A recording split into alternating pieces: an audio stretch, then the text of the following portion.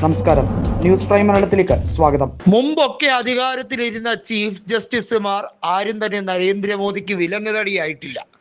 അവരെല്ലാം മോദി വിരുദ്ധരായിരുന്നു.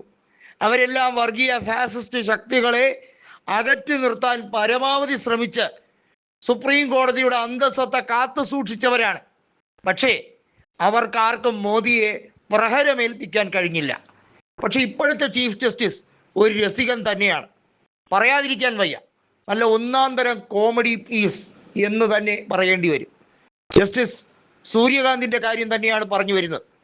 അദ്ദേഹം കാരണം കുറച്ചധികം പാറ്റകൾ, അതായത് അദ്ദേഹത്തിൻ്റെ ഭാഷയിൽ പറഞ്ഞാൽ ക്ഷുദ്രജീവികൾ, ഈയാമ്പാറ്റകൾ, അവർ CJP എന്നൊരു പ്രസ്ഥാനമുണ്ടാക്കി അത് രാജ്യവ്യാപകമായി മുന്നേറ്റം ആരംഭിച്ചിരിക്കുന്നു. നീറ്റ് പരീക്ഷാ ക്രമക്കേടുമായി ബന്ധപ്പെട്ട് രാജ്യവ്യാപകമായി പ്രതിഷേധത്തിൻ്റെ അലയടികൾ നടത്തിക്കൊണ്ടിരിക്കുന്നു. സുപ്രീം കോടതിക്ക് നമോഭാഗം എന്ന് പറയേണ്ടി വരും. ചീഫ് ജസ്റ്റിസ് ഇപ്പോൾ ആകെ അന്തം വിട്ടിരിക്കുകയാണ്.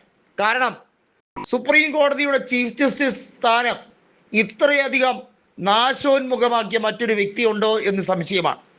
എങ്ങനെയാണോ ഇലക്ഷൻ കമ്മീഷൻ അധ്യക്ഷന്റെ അന്തസ്സത്ത നശിപ്പിച്ചത്, അതിനേക്കാൾ ഭംഗിയായി ജസ്റ്റിസ് സൂര്യകാന്ത് ഇതിൻ്റെ എല്ലാ പേരും പെരുമയും പ്രശസ്തിയും കേവലം തൻ്റെ നാവുകൊണ്ട് വരുത്തി വച്ചിരിക്കുന്നു. വിനാശകാലെ വിപരീത ബുദ്ധി, അതുതന്നെയാണല്ലോ.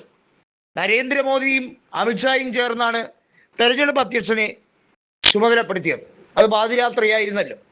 ആ ബെഞ്ചിലേക്ക് ചീഫ് ജസ്റ്റിസ് കൂടി അധ്യക്ഷനാകണം എന്നതായിരുന്നു പ്രതിപക്ഷ നേതാവായ രാഹുൽ ഗാന്ധിയുടെ ആഗ്രഹം.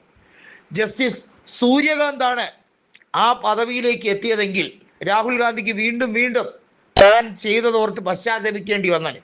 ഏതായാലും സുപ്രീം കോടതി ചീഫ് ജസ്റ്റിസ് ഏറ്റവും വലിയ സംഘപരിവാർ അനുകൂലിയായി ഓരോ ദിവസവും നടത്തുന്ന പ്രസ്താവനയിലൂടെ തെളിയിക്കുമ്പോൾ CJPക്ക് കരുത്തും ഊർജവും ആവേശവും ഇരട്ടിക്കിരട്ടിയായി പകരുന്നു എന്നുള്ളതാണ്. വളരെ വൈകാതെ ഈ രാജ്യത്ത് രാഷ്ട്രപതി ഭരണം വരും. ഈ രാജ്യത്തിൻ്റെ ക്രമസമാധാന നില താറുമാറാകും. വലിയ തോതിൽ കലാപാഹ്വാനം CJP നടത്തിയാൽ അതിനെ മറികടക്കാനുള്ള ഒരു എബിലിറ്റിയൊന്നും നരേന്ദ്രമോദിയുടെ ഈ തട്ടിക്കൂട്ട് സർക്കാരിനില്ല.